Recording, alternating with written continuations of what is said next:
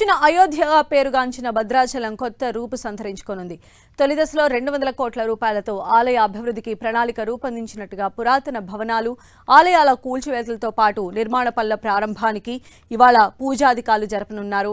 వెంటనే పనులు ప్రారంభించి వచ్చేడాది జూలైలో జరిగే గోదావరి పుష్కరాల నాటికి పూర్తి చేయాలని ప్రభుత్వం లక్ష్యంగా పెట్టుకున్నట్లు తెలుస్తోంది. అందుకోసం ఇప్పటికే టెండర్లను కూడా పిలిచింది ప్రభుత్వం.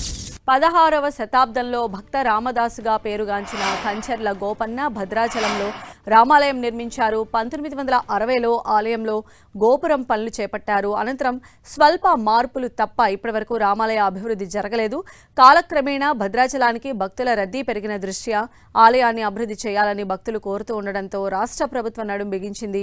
అయితే రామదాసు నిర్మించిన ప్రధాన ఆలయం మినహా ఇతర ఉపాలయాలు, పరిపాలనా భవనాలు, వంటశాలలు, పూజా మండపాలు, పార్కింగ్ జోన్లు, ఇతరత్ర వస్తువులను జోడించేలా 586 కోట్ల రూపాయల నిధులతో మాస్టర్ ప్లాన్కు ఆమోదం తెలిపింది. అందులో తొలి విడతగా గోదావరి ఒడ్డున 75 కోట్ల రూపాయలతో పనులు చేపట్టడంతో పాటు ఆలయ కాంప్లెక్స్ విస్తరణకు 180 కోట్లు, పరిసర ప్రాంతాల అభివృద్ధి, ఇతర కార్యాలయాల నిర్మాణానికి 96 కోట్లు కలిపి 351 కోట్ల విలువైన పనులను 2027 నాటికి పూర్తి చేయాలని ప్రతిపాదించారు.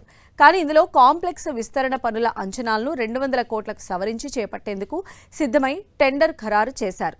ఇక ఇతర పనులకు టెండర్లు పిలవాల్సి ఉంది. ఇక రెండో విడతగా 6 ఎకరాల స్థలంలో పార్కింగ్, ఇతర అభివృద్ధి పనులతో 108 కోట్లతో 2028 నాటికి, మూడవ విడతగా భద్రాచలం టెంపుల్ టౌన్ అభివృద్ధిని 127 కోట్లతో 2029 నాటికి పూర్తి చేయాలని ప్రణాళిక రూపొందించారు.